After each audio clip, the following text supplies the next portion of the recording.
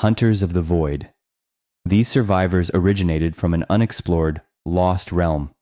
They weren't expelled to the void, but somehow escaped their realm through a ruptured barrier. I have read how these survivors hunt the endless creatures of the void, and it has been suggested by several works of fiction that they have found a way to not only survive, but thrive in a town they built out of the waste salvaged from the discarded realms. Ha ha ha, not funny. A realm designed and manifested by a troublemaking imp prompted by her endless search for entertainment. The realm juxtaposes survivors and killers from manifold worlds and timelines, making a parody of the trials. It is said, the only way to stop her is to write her name backwards 3 times, but like the fabled Rumpelstiltskin, no one actually knows her real name. The 9 Forgotten Symbols of Vigo. Symbols discovered by Vigo while meditating in his dungeon before he willingly entered the living dimension known as the Entity. The symbols are said to open portals into unknown realms within this dark world. It's been speculated that these symbols, in the correct sequence, can be used to return home. A Confederacy of Dwyghts. Milo scanned the overgrown city with disbelief.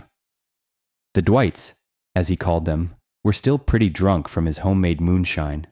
Most of them could barely hold themselves up as they staggered around the dissipating fog, shooing away mosquitoes, flies, and pesky crows as they tried to make sense of where they were. Milo had arranged a mandatory team-building excursion to teach the geeks of his company a lesson in humility for having reported him to the HR department for inappropriate behavior. Now he was stuck with them in some sort of post-apocalyptic hell. His plan had clearly backfired. His moonshine had poisoned them all and he was being punished. This was his own personal hell. To be stuck with the Dwyghts throughout eternity. Things, he was sure, couldn't get any worse. He cursed under his breath and kicked a stone violently. Then, as he watched the Dwyghts stumbling about the ruins, he suddenly realized their leader was missing. Meanwhile, in another world, Dwight held his pounding head in his hands as he pushed through the bramble, calling out for Milo and his coworkers. He stopped suddenly when he came across a thick wall of fog that seemed strangely alive. He wasn't sure if he should continue forward or turn around and hightail it out of there. The Lost Battalion. War was nothing like Evan had read back home at the Macmillan estate. It certainly wasn't honorable with its prolonged misery, apprehension, hunger, and incompetent officers ordering soldiers like sheep to the slaughter. And yet, killing came easy to Evan. Easier than the other soldiers from his town. Evan seemed to enjoy hunting the enemy more than deer or any other game without understanding why. It seemed to satisfy a need he never knew he had until he defied his uncle and joined the war effort overseas. Now, there weren't many men left in the flooded, vermin-infested trench. They were all dead or dying from a day of endless raids and shellacking. Evan had made it clear to the others that he wasn't going to wait idly for death, and so he gathered volunteers to help him rush the enemy trench across no man's land. 15 men had followed him to the makeshift ladder. He gave them all a grave look as he pulled down a blood-covered mask he had fashioned out of bone and shrapnel to protect his face from bullets, debris, and poisonous gas.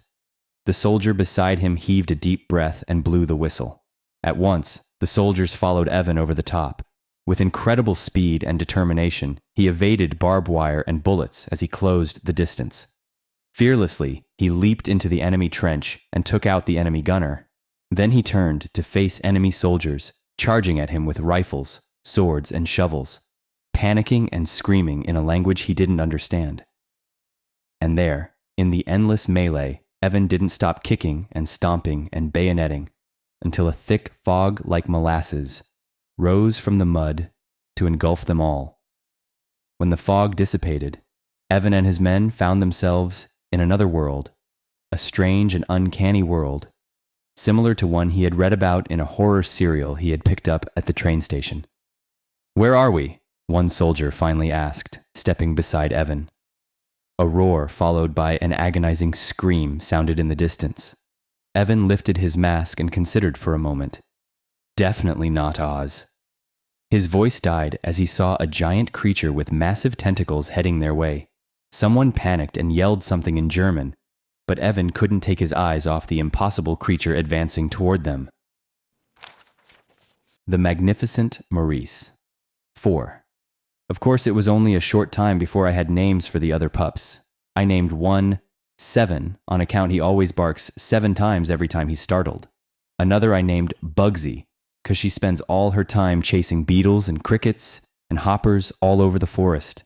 And still another we called Chief, or sometimes Chief Roo, because he likes to tell everyone what to do and makes a rhubarb out of everything not done his way.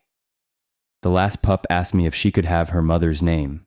If, that is, I didn't mind so much. I didn't mind at all, and told her so. "Thanks, Boz," she said. She didn't have to thank me, because she was right. Willow was the most perfect name for her. Everything about her reminded me of her mother. Saga of the Redcrane, out of darkness. Saku awakened in the cool mist. She didn't remember when she stopped falling, or why she didn't shatter like a porcelain doll against the ground. On the contrary, she felt strong, rested, rejuvenated, like someone who had just awoken from a deep, eternal sleep. "You're not supposed to be here." A young Japanese girl in a white and black kimono materialized from the mist. Saku looked up at her. "I'm here." She sat up slowly as the mist began to manifest into scenes of her life. She could hear a cacophony of laughter, singing, arguing, and crying. She looked into the young eyes and recognized the little girl from a half-forgotten memory. "You are here because you want to return home, to your family. You're not real." "I'm as real as anything here."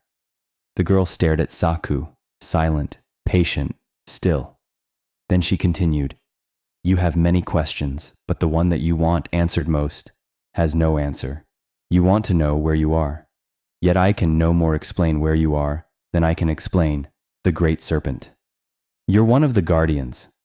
Who I am, or what this is, or how it all works, doesn't matter." Saku rose slowly. "Then, what does matter?" "That it works." Saku scanned the scenes of her life in the mist and sighed deeply. The girl continued, "The same darkness that brought you here can be used to return you. You'll wake up in your mother's arms, and this will all be a bad dream you'll very quickly forget." Or, the girl's voice trailed away. Saku narrowed her gaze. "Or, you could travel between worlds to finish what you started." Suddenly, screams of terror split the air as the mist began to reveal scenes of Black Serpent disciples destroying lives as they had once destroyed hers. Saku closed her eyes, taking in a deep, shuddering breath. A cacophony of laughter and screams swelled in her mind. Then, the sounds ceased all at once. Her eyes snapped open, and she knew exactly what she wanted to do.